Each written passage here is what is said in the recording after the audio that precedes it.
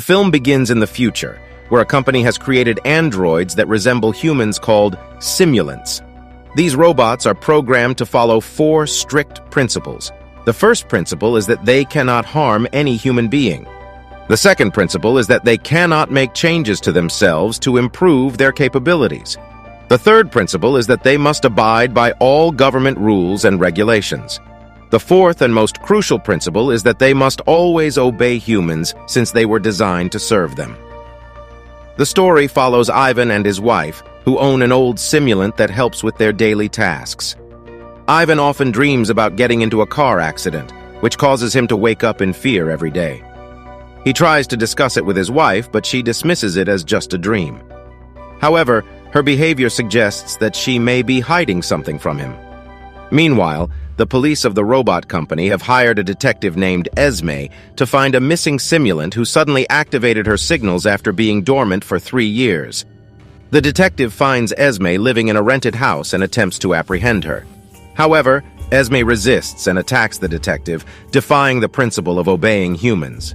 The detective uses a magnetic gun to immobilize all the simulants in the area, including Esme. He puts a collar device on Esme's neck and takes her back to his office for questioning. Later, a scientist and hacker named Casey visits the house, claiming to be friends with Esme, and asks the detective about Esme's whereabouts. The detective reveals that Esme is a simulant, which shocks Casey. The detective then finds a diary, a fish tank, and a book in Esme's house, suggesting that she has human-like feelings and keeps things like humans do. Later, the detective examines Esme's body and discovers that her code has been altered, giving her human-like emotions. They also find memories of Casey in her brain, indicating that they had a romantic connection. The detective tries to catch Casey to get more information, but fails. Meanwhile, Ivan's wife reveals that Ivan is actually a simulant and not human. She explains that he is a clone of her deceased husband, who died in an accident. She had him made by the company that created the simulant robots as part of a deal they made before the accident. Ivan refuses to accept that he is not human and just wants to be with his wife. Casey arrives and explains that he works for the company that makes the simulant robots. He confirms that Ivan has human-like emotions because memories of his deceased husband were implanted into his mind. Ivan's wife decides to shut him down permanently, but Casey suggests sending him to a special area instead. Casey gives Ivan's wife a card for a special area where other simulant robots live.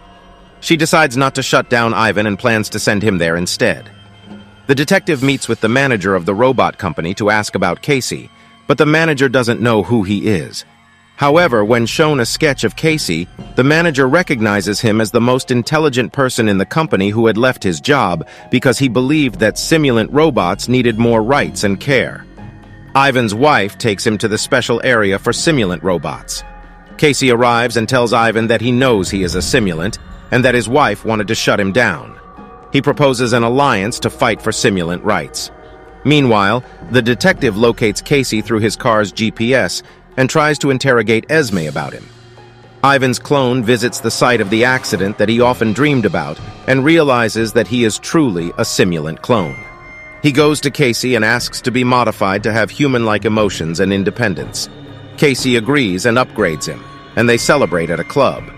The detective tracks them down and tries to contact Ivan's wife for information. Casey and the clone of Esme plan to free all simulant robots by hacking the main system of the company that created them.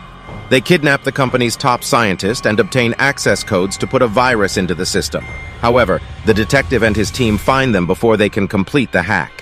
They capture the clone of Esme, but she activates her destructive mode and cannot be investigated further.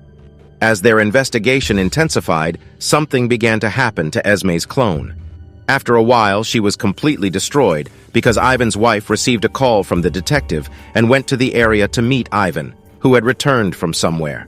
She was shocked to see how much he had changed and warned him that he shouldn't walk like that since he was a simulant and could be in danger.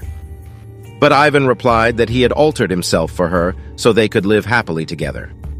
They came close during their conversation, but then Ivan's wife felt strange and tried to push him away. Later that evening, Ivan went to their house where he saw his wife with her friend, which made him jealous and led to an argument between them.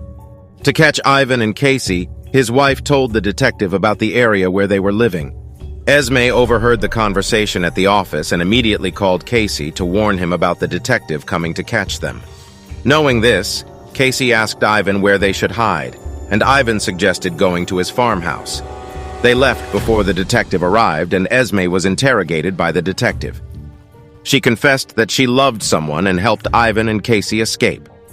The detective got angry and ordered Esme to shut down completely, causing her to suffer. Ivan's wife once again informed the detective that they had gone to the farmhouse, and he went there to apprehend them. When Casey came out the next morning, the detective pointed a gun at him, and they fought. In the process, the detective was shot, and Casey was injured. When Casey touched his wound, white liquid came out, revealing that he was a simulant.